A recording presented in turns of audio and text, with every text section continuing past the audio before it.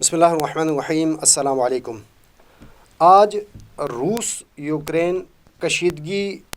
जिसको तकरीबन 35 दिन गुज़र गए हैं, अब तक की जो ताज़ा तरीन सूरत हाल है उस पर एक मुख्तसर सा तजिया आपकी खिदमत में बयान करना है। अगर हम इस वक्त तक ये समझना चाहें कि रूस किस मकाम पे खड़ा है और यूक्रेन किस मकाम पे खड़ा है, तो उसके लिए सबसे पहला पॉइंट जो समझने की है वो गालबन हमने अपनी साबिका वीडियो के अंदर आपकी खिदमत में बयान किया था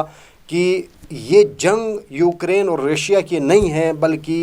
रशिया और अमेरिका की जंग है बुनियादी तौर पे। उसकी वजह क्या है? न सिर्फ अमेरिका बल्कि अमेरिका के साथ पूरा यूरोप खड़ा है, नेटो के तमाम ममालिक खड़े हैं, G7 के तमाम ममालिक खड़े हैं, पूरा मगरिब अमेरिका के साथ खड़ा है और ये सारे के सारे यूक्रेन के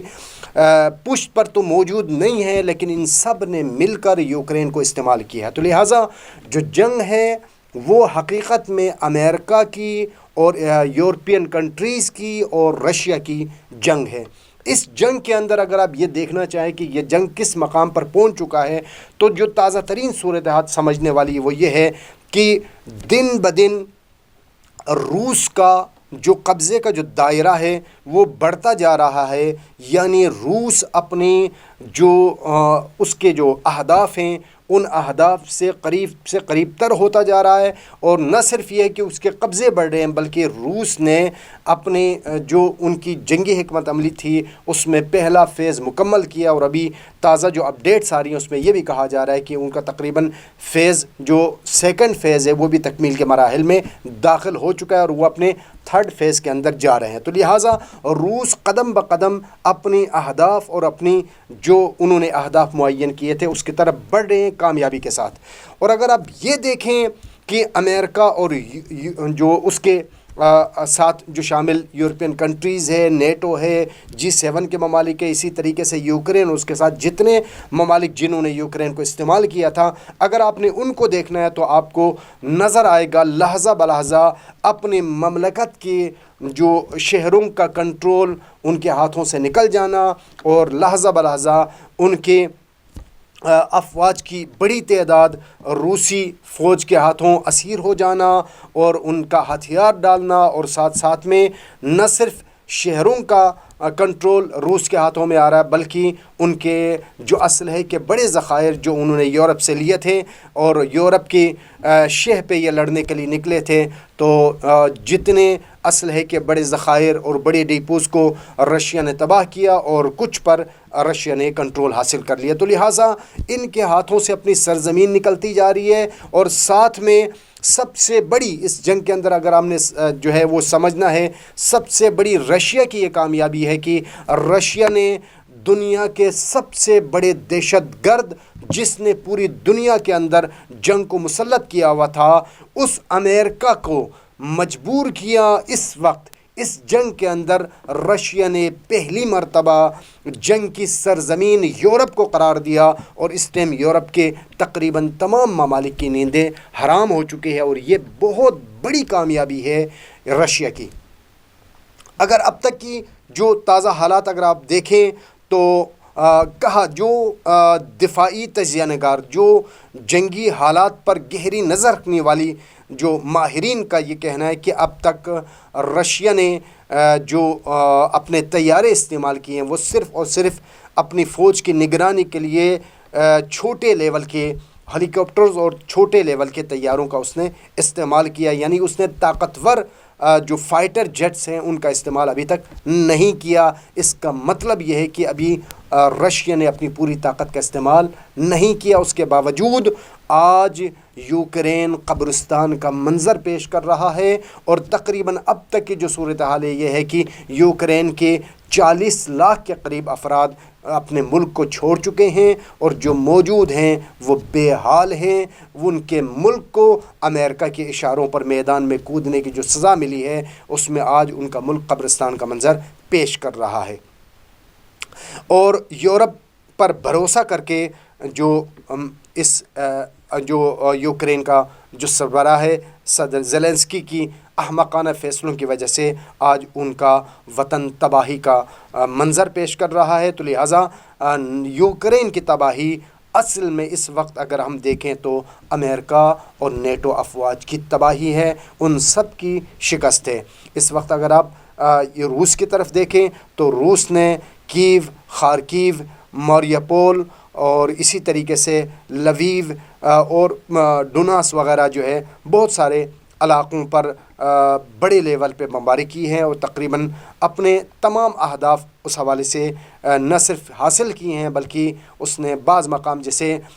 جو دارالخلافہ کیو ہے اس میں اپنی افواج کی تعداد کو کم کرنے اور جنگ میں نرمی کرنے کا اعلان کیا، یعنی جو اس کے اہداف تھے اس نے حاصل کر لیے ہیں۔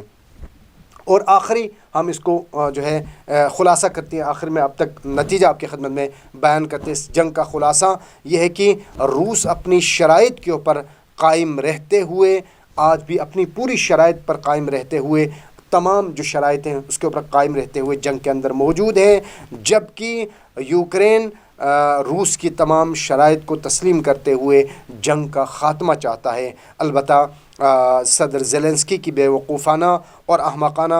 باتوں کی وجہ سے جو ہے یہ جنگ اختتام نہیں ہو رہا، اس جنگ کا خاتمہ نہیں ہو پا رہا، کہ جو اس نے جو ہے ایک خط صدر پوتین کو لکھا جس میں غیر مشروط طور پہ خط جو ہے جنگ کا خاتمہ اس نے چاہا، مطالبہ کیا، جس کی وجہ سے ابھی تک کے حالات بتا رہے ہیں کہ صدر پوتین شدید غصے کے عالم میں ہیں۔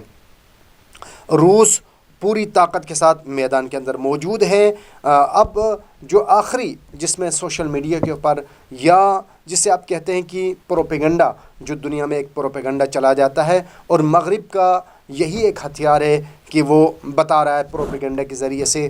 سوشل میڈیا کے اوپر یا اپنی میڈیا کے اوپر، زرخرین میڈیا کے اوپر جو بتا رہا ہے، اور ان باتوں کے ذریعے سے یہ ثابت کرنے کی کوشش کر رہا ہے کہ رشیا ناکام ہو گیا ہے، رشیا شکست کھا رہا ہے۔ اس کی وجہ کیا ہے؟ اس کی وجہ ہے یوکرین کی استقامت، یوکرین کی طرف سے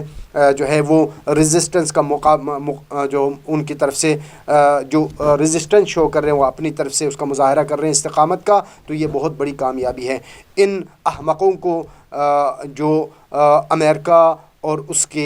جو ساتھی نیٹو ممالک ہیں، ان کو یہ شاید یا وہ بھول چکے ہیں کہ جو انہوں نے ان کا عراق میں کیا حشر ہوا تھا، ان کا شام کے اندر ان کا کیا حشر ہوا تھا، یمن میں جب وہ داخل ہوئے تھے